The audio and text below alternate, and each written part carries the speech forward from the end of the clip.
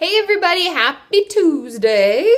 I'm back. I'm vlogging. Hope you don't get sick of me. And it took me a while to get back in the groove because I forgot what Tuesday even meant. And it means I'm on Tumblr. So for those of you who don't remember where I am on what days, I'll put it below in the description like I used to in my vlogs. I just have to find that Word document. Interesting. Okay, so I'm on Tumblr. Without further ado, here's my first question. Yay, Katie, hashtag KatieFAQ is back. Yay! So here's my question. I've been emotionally abused and bullied, and my mom still yells instead of actually speaking to me. When people shout at me or when someone fights or shouts even at someone else, doesn't even have to involve me, I get really upset and I cry and end up even having a panic attack. How normal is that? And can I do something to prevent it? Now, my guess would be that being yelled at and being bullied and having all that stuff happen has been really traumatic. And the response that you're having is that of like a PTSD response. And I would venture to say that you might be struggling with PTSD. And it's very normal for us to have panic attacks, to feel overwhelmed, to like we freak out, we can't even handle it, right? And it's a very normal response. And my I actually have a video about PTSD. If some of you watching it, I'm like, what is PTSD? I don't understand. You can search on my channel, PTSD, post-traumatic stress disorder, and it will come up, boop, and you can watch it and listen and learn about it. But I would encourage you to work with your therapist on this. Now, I know that it's really hard because one of the things we have to do when it comes to PTSD and working through traumas in general is to talk through them in detail so that we can process through it and we can move on. Now, I know it sounds really painful, but I promise you that it will be so much better when you don't have to fight and deal with these struggles and panic attacks all the time, okay? I hope that helps. Question number 2. So glad the FAQ is back. Yay! Me too. How does a BPD, borderline personality disorder, person get diagnosed? I mean, not just the symptoms, the whole diagnosis. Is there a specific age or a test? Now, there's a couple things. First of all, if you're watching and you wonder what the hell is BPD, it stands for borderline personality disorder, and I have a video on that too, so you can get on my channel and you can search for it, because chances are, if you're asking a question right now on one of my sites, search my channel first, because I probably already answered it, because I have like hundreds of videos. Okay, so now, referencing that video that you should watch if you wonder what borderline is, you have to meet the diagnostic criteria through that. And that's what that is. Now, there is no specific test. Someone may have tried to come up with a specific test, but there really isn't one that's empirically supported that I feel comfortable using. I use my own clinical judgment based on the symptoms that you're demonstrating and showing, and then I make a diagnosis. Now, there is a specific age. For personality disorders, they encourage, I guess I should say they discourage diagnosing before age 18, because the thought is that we're not completely fully developed into the adults that we're going to be. I mean, I would even say at 18, I wasn't a fully developed adult at all, but we can't diagnose personality disorders because personality disorders are something that they believe to be a long-term struggle, and they want to make sure that it actually isn't just adolescence and the struggles of going from in high school or going from high school to college or any of that stuff. They want to make sure that it's something that you're struggling with separate from that. So they will hold diagnosing you with a personality disorder, borderline personality disorder being one of those, until you're over 18. Now, I hope that clears that up. Okay, question number 3. I have my first 2 therapy appointments. Ooh, it is getting windy out. Holy moly.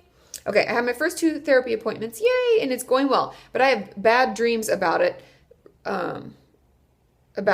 big. I think just really big bad dreams about it before. Is this normal? Should I bother to bring it up? How do I bring it up in therapy? I would definitely bring it up. And it is very normal. Oftentimes, like I said before, things will get sometimes worse before they get better, because in therapy, like if you're just starting therapy, which it sounds like you are, you haven't really dug into all that stuff before. So now that stuff is happening and you're digging into it and you're going through, it can feel like we're almost reliving past traumas or past bad experiences or whatever. It can actually make us almost relive them, and it can cause bad dreams. It can cause panic attacks and anxieties, stuff, depression, things like that, because we have to dig into it to, number 1, figure out what we're struggling with and what we're working on. And then number 2, then we have to work on coping skills to deal with it, and we have to process through it all at the same time. Now, I know that's kind of confusing. It's like, well, there's a lot going on, but there is a lot going on. So give yourself the time, be patient, And yes, I would bring it up in therapy. I would say something to the effect of, I'm really enjoying our sessions, but I find that before I come, I'm having these terrible nightmares. And I don't know if it's because I've never talked about this stuff before or something, but is there anything we can do to kind of help alleviate that? And I think bringing it up and just being honest about it will help your therapist understand where you're at and maybe go a little slower or maybe give you some new coping skills to work for that in the meantime. Okay, I hope that helps. And if any of you have struggled with this and you have things that have worked for you, leave your comments below. Now, question number 4. Hi, Katie. Can you talk about what kind of notes therapists take? My therapist doesn't write down anything while I talk, thank God. But what would she write down after? I know she has to put stuff in her insurance notes, but I mean her private notes. Thanks. Now, not all therapists take a bunch of notes. Everybody's different. There are certain legal and ethical standards that we're supposed to uphold. Obviously for insurance, which isn't what you're really asking about, but for insurance, it's the bare bones of what they need. It's the diagnoses as well as why we believe you meet the criteria. That's it.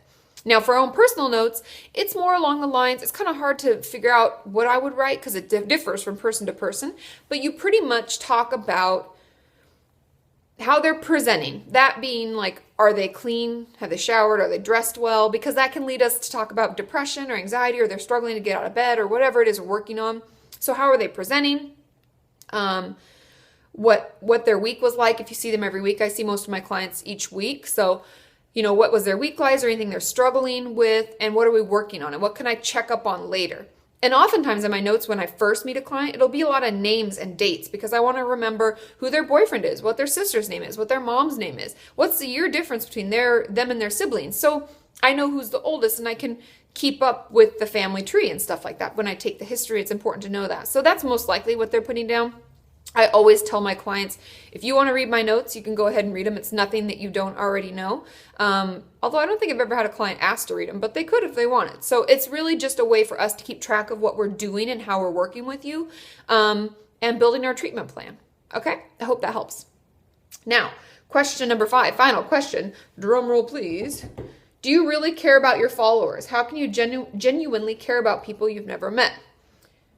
So this person's very suspicious of me, apparently. Yes, I genuinely care. Why would I do this? Why would I be taking time out of my day every day to do this and to comment on comments and answer questions and tweet tweets and do things? Of course I care. And you can care about people without having to meet them all the time. How many of us have watched a commercial and or a movie and you get wrapped up in the characters? For me, it's like I've known some of you for years. And you've told me your story and I'm following along. It's like we already have a relationship. I feel like I've already met you. And some of you I have met at my hangouts. So yes, I do care. And I care because I'm human. And I care about other humans. And I care about the human condition. And we're all in it, right? And however we can help one another is wonderful. And I care a lot. And that's why I do this. So I don't really know how else to explain it other than to say, I do. Just believe me. Or I wouldn't do this at all. Right? Okay, I love you all. Tomorrow is Wednesday, so I'll be on YouTube and my website, katiemorton.com. So I will see you then. Ask your questions using the hashtag KatieFAQ, and I'll talk to you tomorrow. Bye!